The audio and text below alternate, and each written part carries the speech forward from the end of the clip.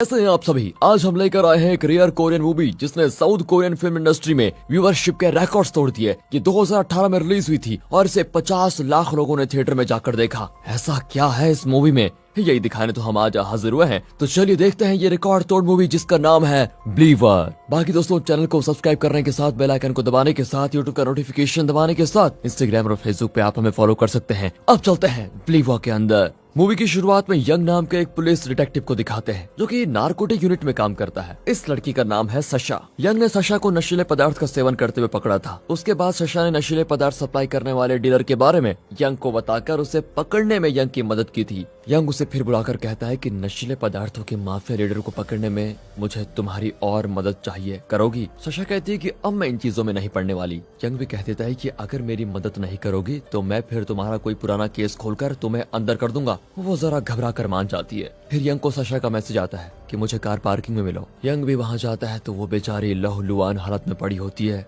लगता है किसी ने मार मार कर इसकी जान लेने की कोशिश की है। यंग बहुत ही गिल्टी फील करता है कि मेरे कहने पर ये जासूसी करने गई और बेचारी का ये हाल हो गया। वो तुरंत उसे हॉस्पिटल लेकर भागता है। डॉक्टर बताती है कि इस लड़की की हालत तो सच में बहुत खराब है। हम पूरी कोशिश करेंगे, देखते हैं, लेकिन कोई गारंटी नहीं दे सकते। यंग भी सशा के पास जाकर कहते हैं कि मुझे बताओ कि तुम्हारा ये हाल किया किसने। वो एक पेपर पर 8 जैसा एक सिंबल बनाती है, मतलब इन्फिनिटी। फिर बेचारी मर जाती है। अब यंग का सीनियर ऑफिसर डांटता है कि वो लड़की चुपचाप अपनी लाइफ जी रही थी, तुमने उसे डरा धमकाकर उसे इस खतरनाक काम पे लगाया और अब देखा वो मर गई। मैं तुम्हें इस केस से निकाल रहा हूँ। पर यंग नहीं मानता और कहता है कि जो मैंने शुरू किया उसे खत्म भी मैं ही करूंगा। ये कहकर वो अपनी टीम रेडी करने लग जाता है। अगले सीन में किम नाम की एक औरत एक नशीले पदार्थ की फैक्ट्री की ओर चल रही होती है। अचानक ब्लास्ट होता है लेकिन वो बच जाती है। वो सीधे नारकोटिक्स ब्यूरो में जाकर यंग से मिलती है। दरअसल ये नशीले पदार्थ की ब्रोकर है। वो कहती है कि मुझे मिस्टर ली मारने की कोशिश कर रहा है। दरअसल ली चाइना के अलावा एशिया के बाकी सभी देशों को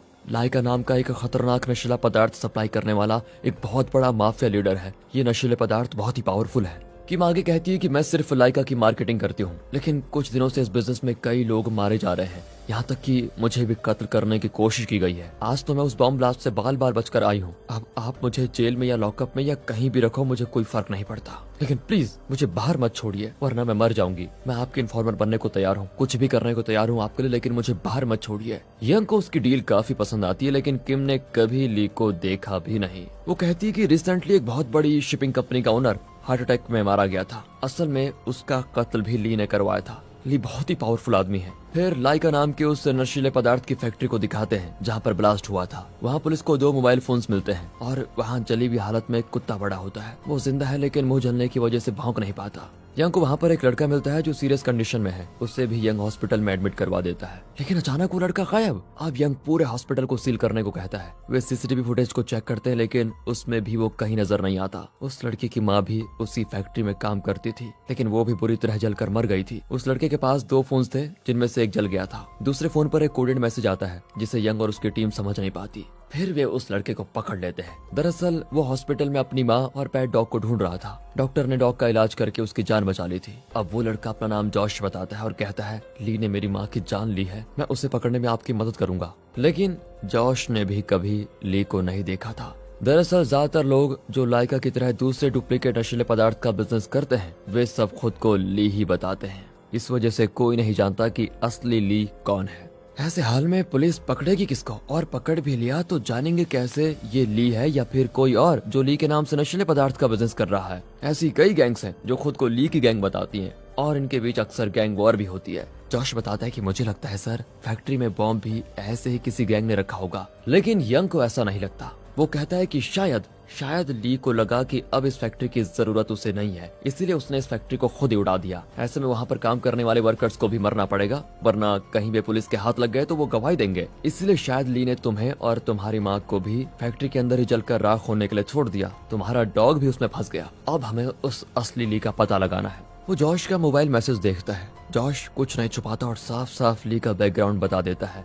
दरअसल ली चाइना के अलावा बाकी सारे एशियन कंट्रीज में अपने लाइका प्रोडक्ट सप्लाई करता है, लेकिन अब उसने चाइना में एंटर करने का फैसला कर लिया था। चाइना में एक नशीले पदार्थ का माफिया है जिसका नाम है घिनो, और चाइना का नशीला पदार्थ का आधा मार्केट उसी के कंट्रोल में है। ऐसे में ली अपने कुछ एजेंट्स के द्वारा लाइका का एक सैंपल जॉश को देता है। जॉश का काम था कि वो चाइना जाकर वो सैंपल घिनो को दे, जॉश वैसा ही करता है और गिनो को लाइका का सैंपल बहुत इम्प्रेस कर देता है। वो कहता है कि वाह, प्रोडक्ट तो बहुत बढ़िया है, इसे चाइना में हम मार्केट करेंगे आराम से, नो प्रॉब्लम। असल में ली लाइका का एक इम्पोर्टेंट इंग्रेडिएंट चाइना से इम्पोर्ट करता था और अब चाइना से इंग्रेडिएंट इंपोर्ट करके बनाया हुआ एंड प्रोडक्ट वो चाइना को ही बेच रहा है। मतलब एक तरफ से वही वाली फीलिंग, हमारा माल हम ही को।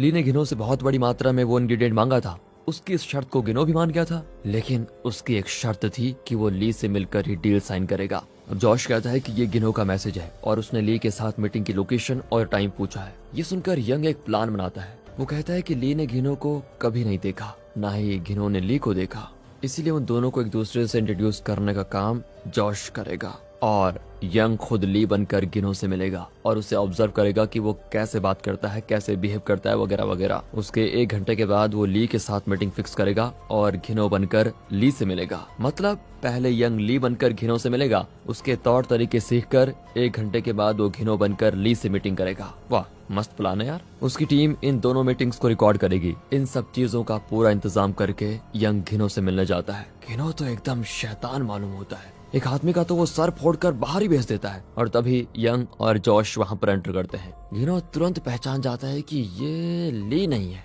जॉश नर्वस होता है कि लो, शुरुआत से पहले पकड़े गए, लेकिन यंग भी इतनी जल्दी हार मानने वाला नहीं था। वो एकदम कूल होकर कहता है कि आप तो 30 बार खान निकले मिस्टर गिनो, मैंने कब कहा कि मैं ली हूँ, मैं उनका असिस्टेंट हूँ। ली इतनी आसानी से किसी से नहीं मिलता, आपको तो सिर्फ बिजनेस से मतलब होना चाहिए। मैं यहाँ पर बहुत बड़ी मात्रा में वो इंग्रेडिएंट लेने के लिए आया हूँ जिससे लाइका बनता है। आप वो दे देंगे तो हम लाइका बनाकर बड़े बड़े ड्रम्स में आपको सप्लाई करेंगे। अगर वो पसंद आ गया तो आगे की बात होगी। अब ये सुनकर घिनो जरा चिढ़ जाता है क्योंकि वो ली को देखना चाहता था, लेकिन तब यंग उसे लाइका का एक सैंपल देता है। इतने में घिनो की गर्लफ्रेंड आकर उसका आधा खुद ले लेती है और आधा घिनो लेता है। उसे सूंघने के बाद तो दोनों का मूड बन जाता है। घिनो कहता है कि अगली बार ली को ही आना होगा वरना मैं तुम दोनों को जिंदा गाड़ दूंगा। तो ये मीटिंग हो गई खत्म। 1 घंटे के बाद अब यंग को घिनो बनकर ली से मिलना है। यंग ने घिनो के हर मूव को बहुत ही गहराई से ऑब्जर्व किया था। अब वो घिनो की तरह ड्रेस करके उसी की तरह बिहेव भी करने लगता है। उसके टाइम में एक कैमरा होता है जिसके जरिए उसकी टीम बगल वाले कमरे से सब कुछ देख रही होती है। ली के साथ यंग की मीटिंग होती है, लेकिन वहाँ ली नहीं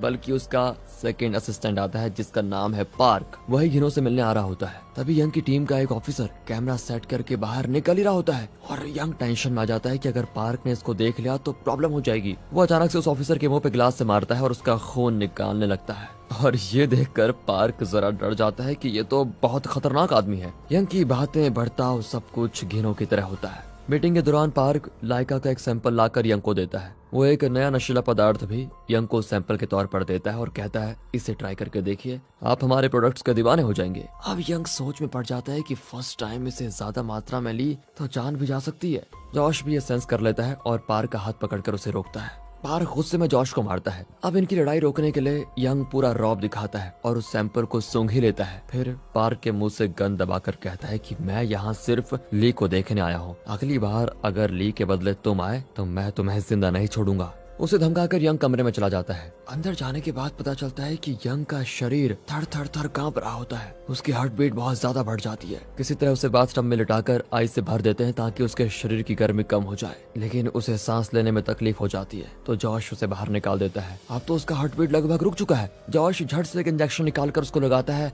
ओह, तब जाकर यंग का हार्ट बीट नॉर्मल होता है। होश आते ही जॉश को थैंक यू कहने के बजाय वो चिल्लाता है कि इस वक्त हमारे लिए अपना मिशन सबसे इम्पोर्टेंट है। उस वक्त मेरी मजबूरी ही नहीं बल्कि ड्यूटी थी कि मैं दोनों नशीले पदार्थ का सेवन करूं, वरना उसे मुझ पर विश्वास नहीं होता। तुमने बेवजह उसका हाथ पकड़कर मिशन को फेल करवाने की कोशिश क्यों की? तभी उन्हें घिनो का मैसेज आता है कि आपकी जरूरत का वो इंग्रेडिएंट मैं एक कंटेनर में भिजवा चुका हूँ। यंग और जॉश उसे लेने के लिए जाते हैं। अब इन्हें उस इंग्रेडिएंट से लाइका नाम का वो पावरफुल नशीला पदार्थ बनाना है। जॉश यंग को 2 वर्कर से मिलवाता है जो इसी इंग्रेडिएंट से लाइका तैयार करने में माहिर हैं। ये दोनों डीफ म्यूट हैं और इन्हें कुक कहा जाता है। ये दोनों ली की फैक्ट्री में काम करते थे और वहाँ इन्होंने ज्यादा पगार मांगी तो पार्क ने एक का हाथ काट दिया। उसके बाद ये दोनों वहाँ से भाग आए और अब छोटे लेवल पर वही काम कर रहे हैं। जॉश साइन लैंग्वेज में उन्हें समझाता है कि देखो, माल बहुत ज्यादा है और सारे इंग्रेडिएंट्स को यूज करके बड़ी मात्रा में लाइका बनाने के लिए तुम्हें दिन रात काम करना पड़ेगा, पैसे भी अच्छे मिलेंगे। वो दोनों मान जाते हैं। लगता है वे जॉश को बहुत अच्छी तरह जानते हैं तभी जॉश उन्हें बताता है कि फैक्ट्री ब्लास्ट में मेरी माँ मारी गई, उनका अंतिम संस्कार भी मैं नहीं कर पाया। तब वो दोनों खाना छोड़कर उसकी माँ को श्रद्धांजलि देकर अंतिम संस्कार जैसा कुछ रस्म करते हैं।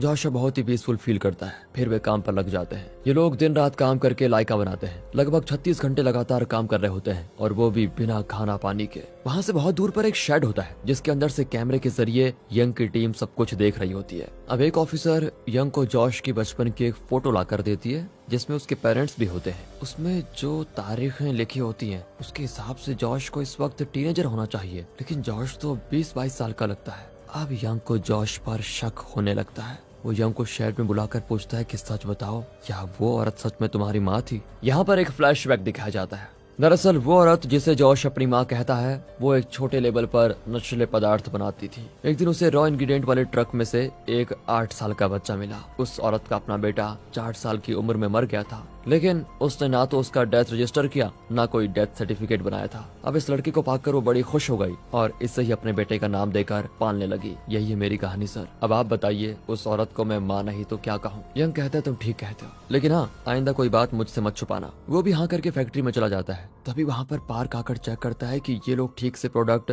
रेडी कर भी रहे हैं या फिर नहीं। जोरों शोरों से काम को होते हुए देखकर वो खुश होता है और कहता है कि डायरेक्टर ली तुमसे मिलने आए हैं। यंग सोचता है कि क्या सच में ली आया है और ये उसे डायरेक्टर ली क्यों कह रहा है। तभी डायरेक्टर ली कार से उतरता है और जॉश को शाबाशी देता है कि बहुत अच्छा काम कर रहे हो तुम। लेकिन जॉश अपनी माँ के कातिल से मिलकर खुश नहीं होता और कुछ बुरा कह देता है। डायरेक्टर ली अपने आदमी से कहता है कि ये कुछ ज्यादा जबान नहीं चला रहा, इसे ठिकाने लगाओ। ये कहकर वो चला जाता है। पार्क जॉश को खूब पीटता है कि डायरेक्टर ली से जबान लड़ाता है? उससे बुरी तरह पीट कर पार्क चला जाता है। तब डायरेक्टर ली उसे कॉल करके कहता है कि तुम जॉश को बीच में से हटा दो और डायरेक्टली घिनो से डीलिंग करो। लेकिन पार्क घबराता है क्योंकि वो जानता है कि घिनो बहुत ही रफ एंड टफ आदमी है। उसके साथ डायरेक्टली कोई डील नहीं कर सकता, सब कुछ जॉश के जरिए ही करना पड़ेगा। अब यंग इस डायरेक्टर ली पर थोड़ा रिसर्च करने लगता है तो पता चलता है कि वो एक मल्टीनेशनल कंपनी के लिए प्रेजेंटेशन दे रहा होता है। उसके पीछे डिस्प्ले में इन्फिनिटी का सिंबल बना होता है। ऐसा ही सिंबल सशा ने मरने से पहले यंग को बनाकर दिखाया था। अब यंग कंफर्म कर लेता है कि उसे जिस लीग की तलाश है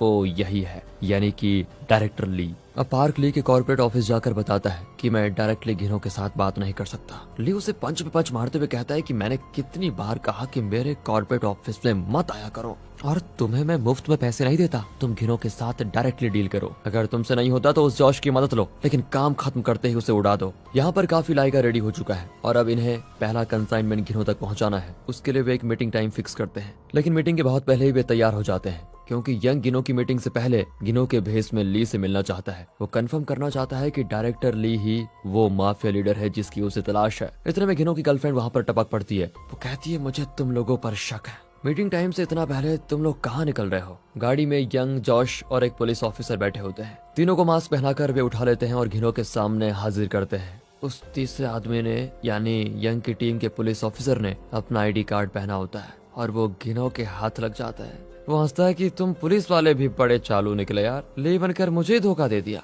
ये कहकर वो इन्हें मारने लगता है। तभी यंग घिनो के आदमी का गन छीनकर शूट करने लगता है तो उस तरफ घिनो भी इन पर शूट करता है। शूट आउट शुरू हो जाता है और पता नहीं कौन मरा कौन जिंदा है। दूसरी ओर उस लाइका फैक्ट्री में भी शूट आउट होता है। तब यंग की टीम अपने शेड से निकलकर फैक्ट्री में आती है। वहाँ कई लोग मरे पड़े होते हैं। वे दोनों कुक्स को हैंड्स अप कहते हैं, लेकिन उन्हें जरा भी डर नहीं लगता। इसी बीच अचानक वहाँ बॉम्ब ब्लास्ट होता है और एक पुलिस ऑफिसर मर जाता है। उसका साथी रोने लगता है। यहाँ शूट आउट के बाद अब यंग और घिनो की हाथापाई हो जाती है, जहाँ जो हाथ लगा उससे एक दूसरे को पीटने लग जाते हैं। घिनो डंबल्स उठाकर यंग के सर पर मारने जाता है, तभी जॉश घिनो के सर पर शूट कर देता है। यंग उसे थैंक करता है और गन मांगता है। घिनो की गर्लफ्रेंड लाइका के फर्स्ट कंसाइनमेंट से कुछ ज्यादा ही सैंपल ले लेती है, जिसकी वजह से वो सांस नहीं ले पाती। जल्द ही वो भी मर जाएगी। यंग और जॉश वहाँ से निकलते हैं। असल में ये लोग एक शिप के कंटेनर में मीटिंग कर रहे थे। बाहर आकर वे यंग की टीम को कॉल करके एक गाड़ी मंगवाते हैं। तभी यंग को पता चलता है कि लाइका बनाने वाले उन डीप म्यूट कुक्स ने बॉम्ब ब्लास्ट करवाकर एक पुलिस ऑफिसर को मार डाला। यंग जॉश को डांटता है कि मुझे पहले क्यों नहीं बताया कि उन दोनों के पास बॉम्ब है। अब जॉश एक और फ्लैशबैक बताता है कि जिस दिन पार्क ने कुक का हाथ काटा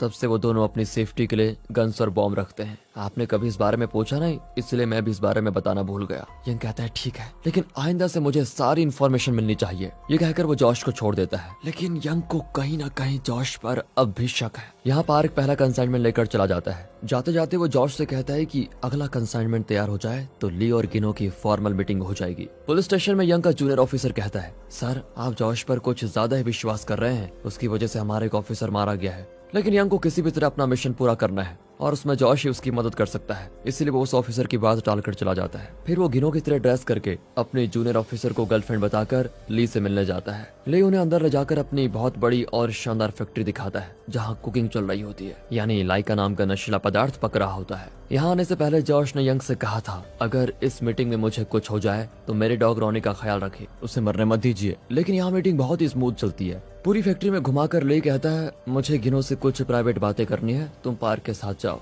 ये कहकर वो जॉश को पार्क के साथ भेज देता है। पार्क और उसके लोग जॉश को एक जगह बांध कर रखते हैं और उसके मुंह पर टेप लगा देते हैं। लगता है कोई खतरनाक इंजेक्शन देंगे जिससे जॉश को हार्ट अटैक होने वाला है। पार्क कहता है, मैं तो तुम्हारे टुकड़े टुकड़े कर कर मार डालना चाहता था, लेकिन डायरेक्टर ली ने कहा जवान लड़का है, बेचारे को नॉन वायलेंट तरीके से मारो, इसीलिए मैंने ये अरेंजमेंट किया है। उसके शरीर में कोई केमिकल चढ़ाया जाता है। यहाँ गिनो यानी यंग कहता है, मुझे लगा इस बार मैं ली से मिलूंगा, लेकिन तुम्हें देखकर लगता नहीं कि तुम ली हो। मुझे लगता है तुम्हारे पिता शिपिंग कंपनी चलाते हैं, लेकिन तुमने कुछ इंजेक्ट करके उन्हें आर्टिफिशियल हार्ट अटैक से शिकार बना दिया और अब खुद को कंपनी के ओनर बनाए यहाँ बैठे हो। डायरेक्टर ली कहता है कि अगर तुम ऐसा सोचते हो तो मैं कुछ नहीं कर सकता। वो एक बटन दबाता है और उसकी गैंग आ जाती है। डायरेक्टर ली कहता है कि क्या तुमने भगवान को देखा है? नहीं ना, लेकिन फिर भी उस पर विश्वास करते हो ना। वैसे ही ली पर भी लोग विश्वास करके बिजनेस करते हैं, लेकिन किसी ने ली को नहीं देखा है। अगर तुम विश्वास नहीं करते हो तो मैं तुम्हारे साथ बिजनेस नहीं करूंगा। अब यंग गिनो की तरह रौब झाड़ता है कि चाइना में मेरे बारे में पूछोगे तो पता चलेगा मेरा लेवल क्या है। बिजनेस होगा तो मेरी मर्जी से। और तभी लिफ्ट खुलती है और एक लड़की ट्रॉली में कुछ लेकर आती है।